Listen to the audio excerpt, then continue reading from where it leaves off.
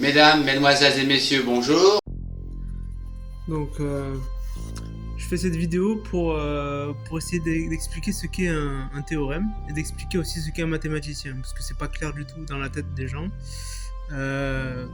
Donc en fait, on va faire une analogie avec la cuisine, parce que tout le monde comprend la cuisine. Un cuisinier, enfin un grand chef cuistot et un mathématicien, c'est à peu près la même chose. Vous allez voir pourquoi. En fait, il y a un cuisinier. Il prend des ingrédients pour obtenir un plat final en passant par la recette. Et un mathématicien, il utilise l'hypothèse pour obtenir la conclusion en passant par la démonstration. Et cette analogie, elle est assez forte parce qu'elle permet de comprendre en fait ce qu'est un théorème pour les néophytes. Donc un théorème, qu'est-ce que c'est? Alors il n'y a pas d'analogue en cuisine, mais on peut dire que c'est une espèce de photo qui contient à gauche les ingrédients et à droite le plat final. On va dire que c'est ça, en quelque sorte. Et le théorème, en fait, qu'est-ce que c'est? Si vous voulez, c'est une espèce de photo qui contient l'hypothèse et la conclusion.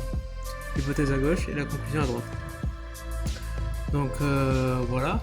Alors il y a des gens qui pensent que le métier de mathématicien consiste tout simplement à faire des calculs. Alors pas du tout en fait. On fait des calculs, enfin moi j'en fais pas, mais les mathématiciens font des calculs, des résolutions d'équations, ils utilisent des inégalités, tout comme le cuisinier fait des torréfications, il blanchit les aliments, il les mince.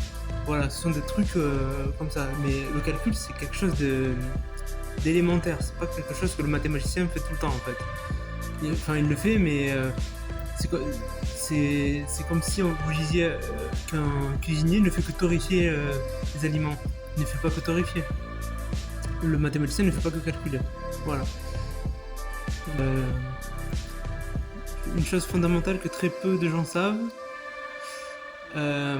c'est qu'il y a des aliments qui sont à la fois des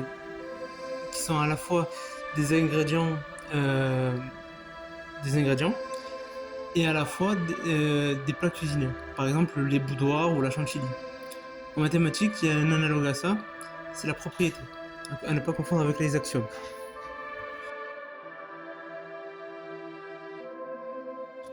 Donc il se trouve qu'on peut faire aussi une décomposition de recettes.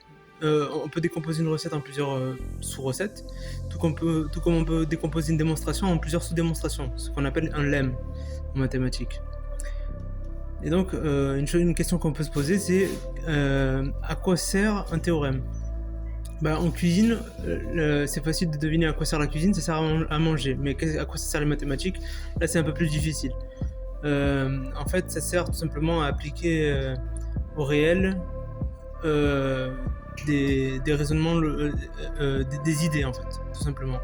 Mais le consommateur, ça va être le scientifique et l'ingénieur, ça ne va pas être le consommateur d'aliments comme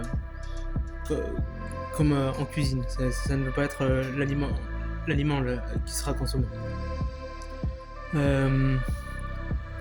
Voilà.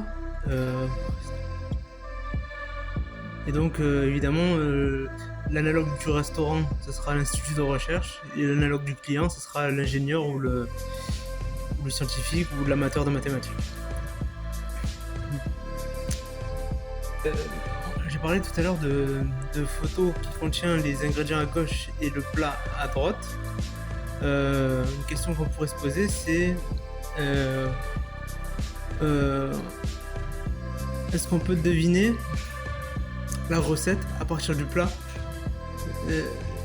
final et de l'ingrédient? Peut-être qu'il y a des gens qui savent faire ça, je sais pas, mais en mathématiques on appelle ça une conjecture. Voilà. Et donc c'est-à-dire qu'on a un théorème et on cherche à deviner la démonstration.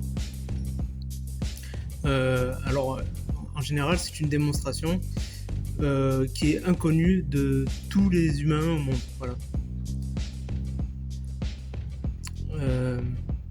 se trouve qu'on peut gagner de l'argent en mathématiques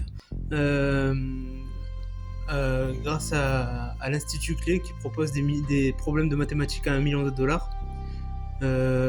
qu'on appelle les problèmes du millénaire. Vous pouvez trouver ça sur Wikipédia. On peut faire un petit parallèle entre la recette de l'omelette et la recette des pâtes au beurre avec le théorème de Pythagore et le théorème de Thalès, qui sont là en fait les théorèmes de base. C'est pas vraiment équivalent, mais d'une certaine manière ça l'est. Et donc on peut faire aussi une analogie entre le chef cuisinier et le mathématicien. Voilà, c'est la fin de la vidéo. N'hésitez pas à liker et à partager.